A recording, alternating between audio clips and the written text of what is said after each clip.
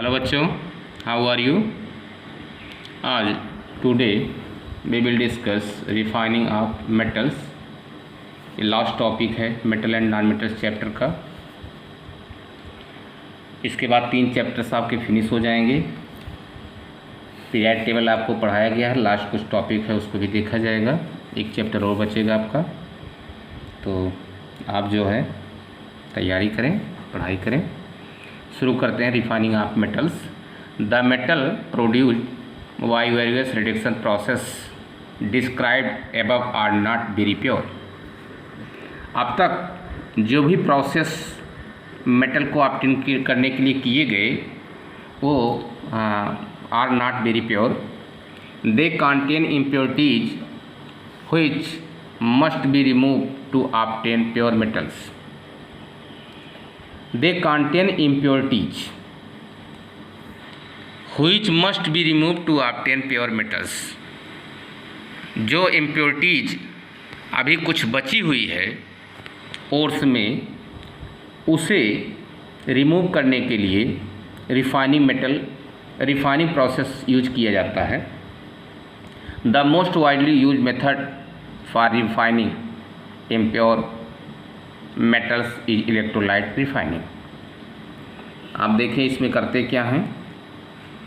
एक electrode anode का है, ये इम्प्योर मेटल का है। आप देखें मोटा इलेक्ट्रोड्स है, और जो प्योर मेटल है उसका कह सकते हैं कि थिन शीट का बना हुआ इलेक्ट्रोड होता है। ये दोनों इलेक्ट्रोड साल्ट सॉल्यूशन में केप्ट होते हैं। इन्हें हम बैटरी से जोड़ देते हैं, करंट पास होता है, करंट फ्लो होने लगता है, बिल्वी रिएक्शन स्टार्ट क्या है देखें। The impure metals is made the anode. Impure metals क्या है, एनोड का है। वाइल ये thin sheet of pure metals is made the cathode. Electrolyte use as a salt solution of a metals. Salt solution of metals जो होता है electrolyte के रूप में काम करता है यहाँ पे। which is to be refined pure metals deposit at the cathode. जो प्योर मेटल्स होते हैं रिफाइनिंग प्रोसेस के दौरान वो कैथोड पर डिपॉजिट हो जाते हैं। And impurities settle down forming anodes. जो इम्प्योरिटीज होते हैं वो एनोड के नीचे बैठ जाते हैं, और उसे ही हम क्या कहते हैं, उस इम्प्योरिटीज को एनोड मड भी कहते हैं। मेटल्स लाइक किस तरह के मेटल का हम रिफाइनिंग करते हैं, कॉपर है, एल्युमिनियम है and zinc. Refining by this process, इस प्रोसेस के अंतर्गत कॉपर, एल्युमिनियम एंड जिंक की रिफाइनिंग की जाती है। फॉर एग्जांपल, एक एग्जांपल के माध्यम से हम इस प्रोसेस को समझते हैं। आप देखें यहाँ पे ये जो एनोड रॉड है आपकी, ये इम्प्योर कॉपर मेटल की है, और यहाँ पे देखें आप कि ये जो थिन शीट है ये कॉपर की है, प्योर कॉपर मेटल की है, जो कैथोड का वर्क कर रही है। कॉपर सल्फेट का सल्यूशन होता है 15% और 5% डायरेक्ट H2SO4 होता है, जो इलेक्ट्रोलाइट के रूप में वर्क करते हैं। यहाँ इन्हें क्या करते हैं, बैटरी से कनेक्ट कर देते हैं, करंट फ्लो होने लगती है, तो रिएक्शन क्या होते हैं। On passing the current through the electrolyte the pure metal from the anode. On passing the current through electrolyte the pure metal from the anode dissolve into electrolyte. जब current pass करते हैं तो जो anode की plates होती है गलने लगती है, घुलने लगती है। And equivalent amount of pure metals from the electrolytes it's is deposited on the cathode. और जो प्योर मेटल्स होते हैं वो कैथोड प्लेट पर क्या होते हैं, डिपॉजिट होने लगते हैं। The soluble impurities go into the solution. जो इम्प्योरिटीज होती है, सॉल्युबल इम्प्योरिटीज होती है, वो सॉल्यूशन में आ जाते हैं। The impurities settle down at the bottom of the anode. और इम्प्योरिटीज जो होती है वो सेटल डाउन हो जाती है एनोड के नीचे, और इसे ही हम क्या कहते हैं, are known as anode mud. इसे हम एनोड मड कहते हैं। सल्फेट सॉल्यूशन में जब करंट पास किया गया तो देखिए ये डिकम्पोज हुआ कॉपर आयन में, सल्फेट आयन में। एनोड पर आप देखें कॉपर का ऑक्सीडेशन हो रहा है और कैथोड पर कॉपर का रिडक्शन हो रहा है, और प्योर मेटल के रूप में ये कैथोड प्लेट पर डिपॉजिट हो रहा है। These impurities more electropositive than copper remains in the solution. These impurities more electropositive than copper जो इम्प्योरिटीज होती है वो मोर इलेक्ट्रो पॉजिटिव होती है कॉपर से और रिमेन्स इन द सोल्यूशन और सोल्यूशन में बची रहती है। Where at the less electropositive platinum gold और प्लेटिनम है, सिल्वर है, platinum silver gold extra does not form the ion and settle down in the vessels is known as anode mud. और ये कह रहे हैं कि जो लेस इलेक्ट्रो पॉजिटिव होते हैं वो does not form the ion, वो आयन नहीं बनाते हैं बल्कि वो क्या करते हैं वेसल्स में सेटल डाउन हो जाते हैं और उसे ही हम एनोड मड कहते हैं। चलें अब हम शुरू करते हैं एक्टिविटी की।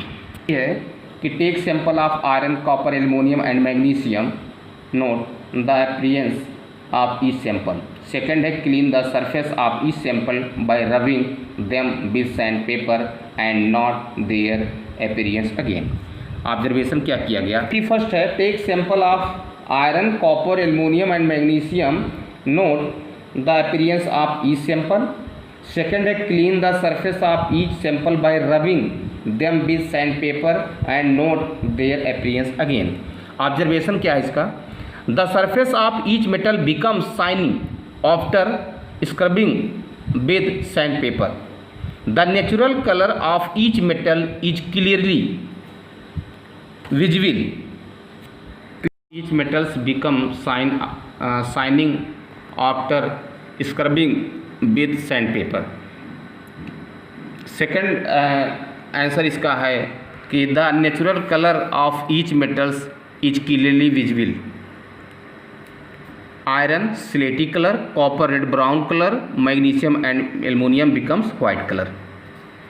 सेकंड एक्टिविटी है कि take small pieces of iron copper aluminium and magnesium, try to cut these metals with ये sharp knife, note your observation. Second है होल्ड ये piece of sodium metals with ये पेयर ऑफ टोंग्स। क्वेश्चन है इसका, always handle sodium metals with care, dry it by pressing between the folds of ये filter paper. Third point है put it on ये watch glass and try to cut it with ये knife. और fourth point है what do you observe. अब आप देखें be see that iron copper aluminium and magnesium do not cut any piece of metal with a knife. और second आया only the scratch mark reveal the metal sign of each metals. Activity third है third activity है कि take piece of iron zinc lead and copper. Second topic point है इसका, place any one metal on a block of iron and strike it 4 or 5 times with ये hammer, what do you observe. Third point है repeat with other metals.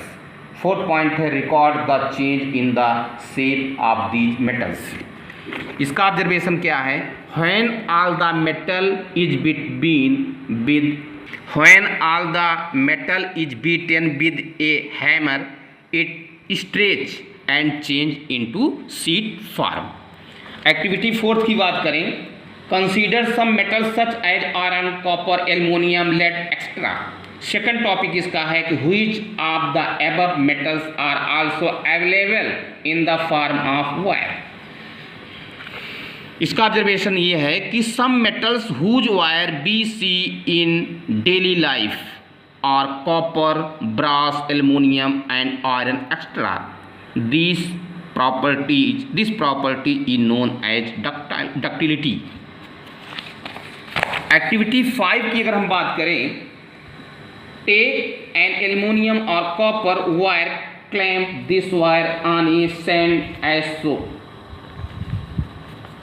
Second topic इसका है fix ये pin to the free end of the wire using wax. Third topic है heat the wire with ये spirit lamp, candle और burner near the place where it is clamped. Fourth point है what do you observe after some time. Last topic है note your observation does the metal wire melt. चलें fifth activity की बात करें। पहला topic क्या है इसका, ऑब्जर्वेशन हमने जो किया। आफ्टर ये while we see that the wax has melt and pin falls down. Second है metal coil heated slightly. Third है no wire of metal would not be liquefied. Activity 6 की बात करेंगे। Set up an electric circuit, second topic है इसका। Place the metal to be tested in the circuit between terminals A and B. Third है does the bulb glow, what does the indicate, what does this indicate. Activity 6 का observation है yes the light bulb indicates that use metals is a conductor of electricity. ये figure बनाया गया है। अब हम activity 7 की बात करते हैं। Collect sample of carbon, sulphur and iodine. Second topic है कैरी आउट द एक्टिविटीज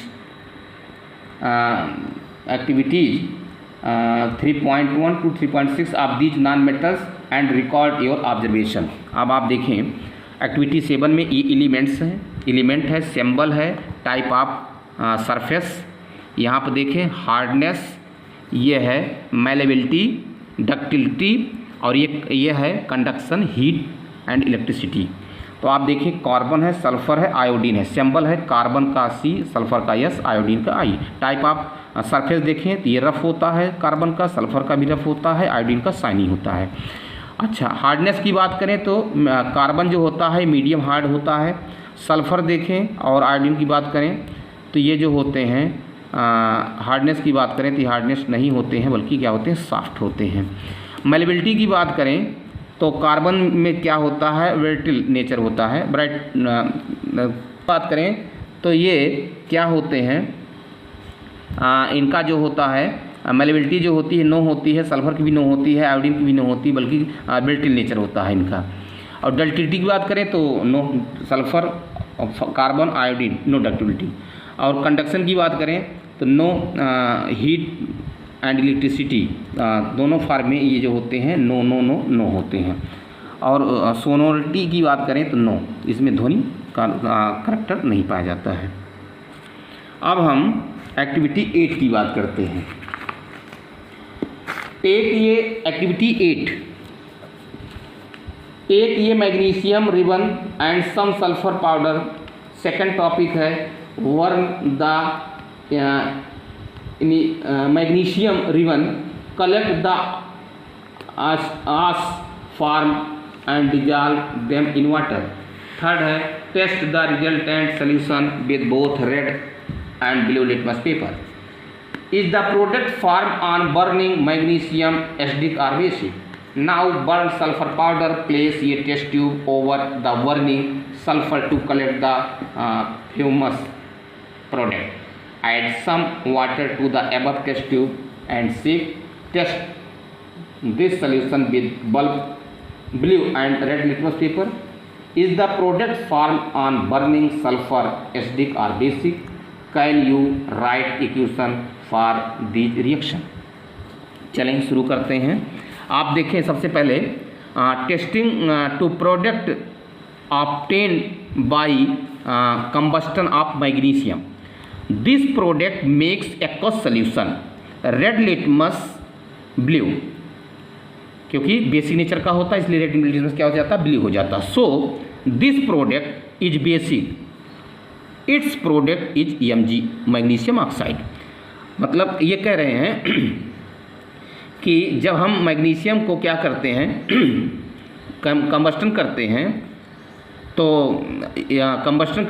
ये मैग्नीशियम ऑक्साइड प्रोडक्ट बनाता है। और आप जानते हैं कि मेटल की ऑक्साइड बेसिक प्रॉपर्टीज होती है इनका जो एक्वस सोल्यूशन होता है वो क्या करता है, रेड लिटमस को क्या करता है, ब्लू करता है। देखिए MgOH2 रिएक्ट करता है, मैग्नीशियम हाइड्रोक्साइड बनाता है। OH का प्रेजेंट जो होता है सोल्यूशन में वो उनके बेसिक नेचर को रिप्रेजेंट करता है। सेकंड है testing the product of obtained by combustion of sulfur. This product make aqueous solution blue litmus red. So this product is SD. This product is SO2. अब आप देखें कि जब सल्फ़र का कंबस्टन किया जाता है तो सल्फ़र डाइऑक्साइड बनता है, और सल्फ़र डाइऑक्साइड जल के साथ रिएक्ट करके क्या बनाता है, सल्फ्यूरस एसिड बनाता है, जो कि एसिडिक नेचर का होता है, और जिस कारण एसिडिक सोल्यूशन होने की वजह से ये ब्लू लिटमस को क्या कर देता है, रेड कर देता है।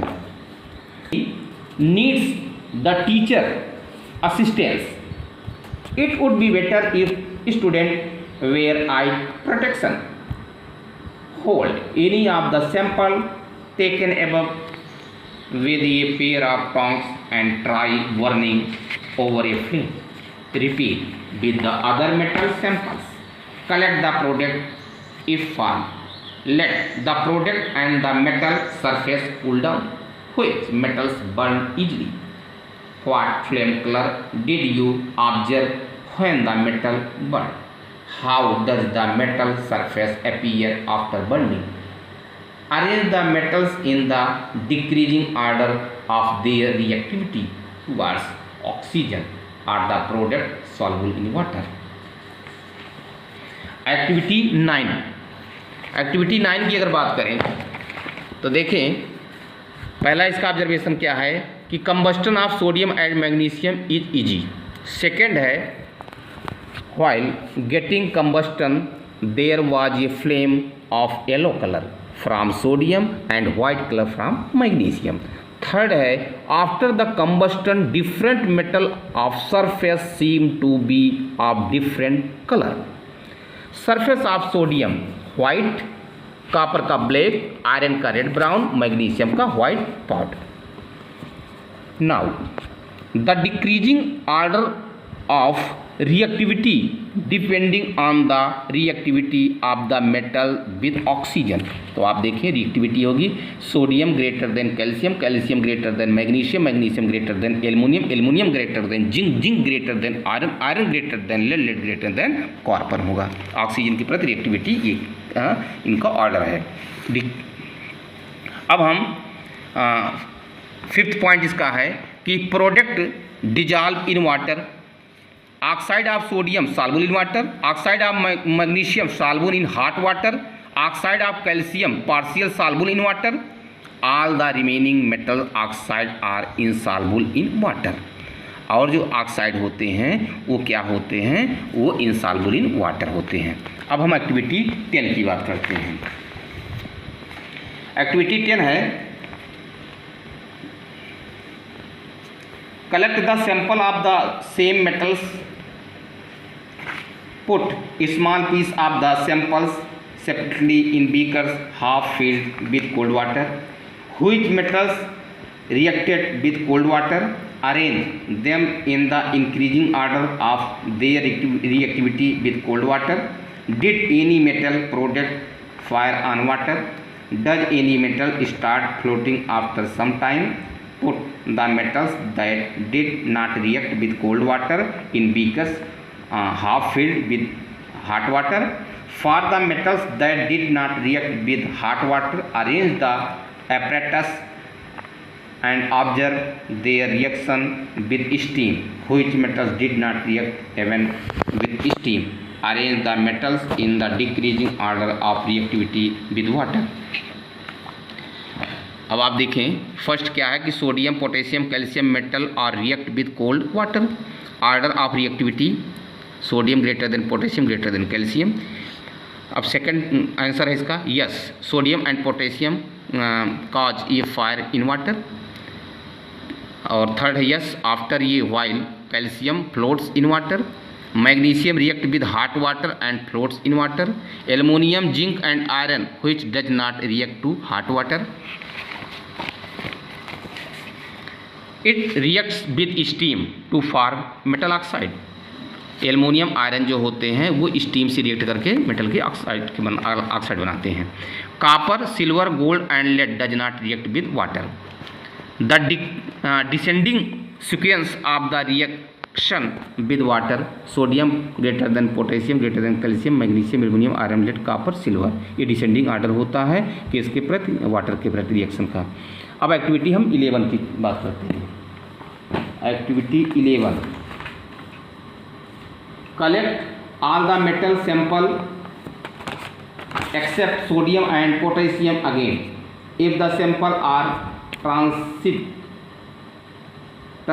tarnished, rub them clean with sandpaper। caution है कि do not take sodium and potassium as they react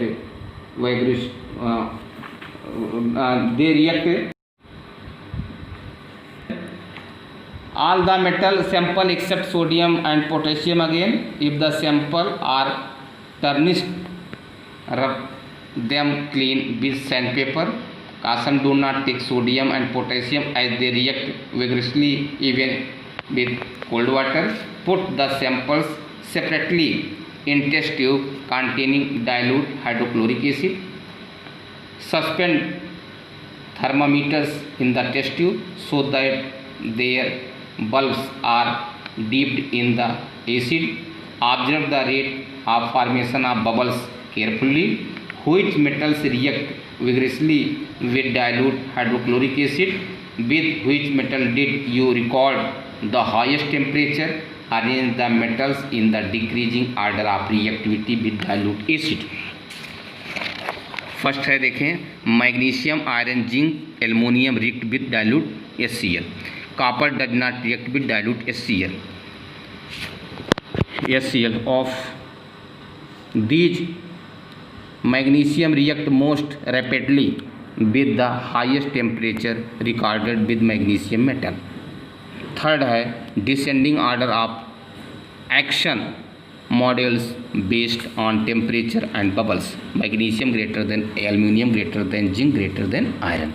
activity अब हम 12 की बात करते हैं। Take a clean wire of copper and an iron metal. put the copper wire in a solution of iron sulfate and the iron nail in a solution of copper sulfate taken in test tube। record your observation after 20 minutes। in which test tube did you find that a reaction has occurred? on what basis can you say that a reaction has actually taken place? can you correlation। अब हम बात करते हैं 12 की। आप देखें कि observation क्या है कि आयरन जो होता है कॉपर सल्फेट का एक सल्यूशन होता है जो ब्लू कलर का होता है, और आयरन जो होता है कॉपर सल्फेट सल्यूशन से कॉपर को डिस्प्लेस कर देता है और फेरस सल्फेट बन जाता है, और इसका कलर जो होता है red brown layer on nail, बल्कि हम ये कह सकते हैं बेटा लाइट ग्रीन कलर हो जाता है, लाइट ग्रीन, इसका जो कलर होता है लाइट ग्रीन कलर होता है। This is the displacement reaction. Iron is more reactive metal than copper. तो इस डिफिनीशन क्या होता है कि more reactive elements displace less reactive elements from its salt solution, it is called displacement reaction. अब हम एक्टिविटी 13 की बात करते हैं।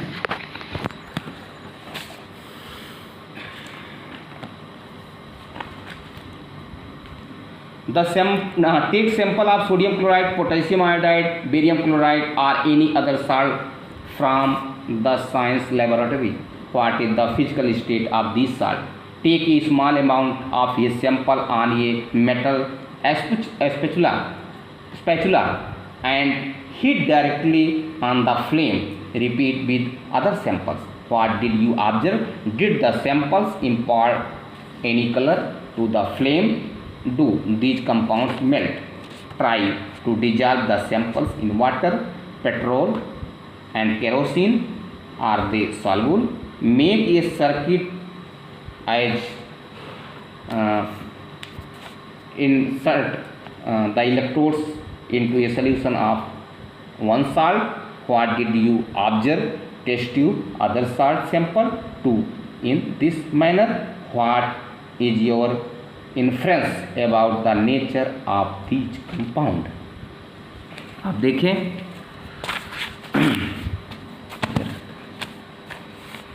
फर्स्ट है फिजिकल स्टेट, आप देखें sodium chloride, potassium iodide, barium chloride are solids, ये सभी क्या होते हैं, सॉलिड होते हैं। सेकंड है their flame exhibit different colour when the heat is heated to the spatula. देखें name of salt, sodium chloride, potassium iodide, barium chloride. Golden yellow, ये भी गोल्डन येलो होता है। पोटेशियम आयोडाइड वायलेट कलर होता है, barium chloride जो होता है येलो ग्रीन होता है। थर्ड पॉइंट इसका है कि no this compound does not melt, the reason is that their melting point and very high, their melting point are very high. All salt soluble in water but insoluble in organic solvent. Fifth है detected on checking electrical conductivity, all the salt have electricity in the aqueous solution, thus this is the conductor of electricity, they have very high melting and boiling point। अब हम activity 14 last activity की बात करते हैं।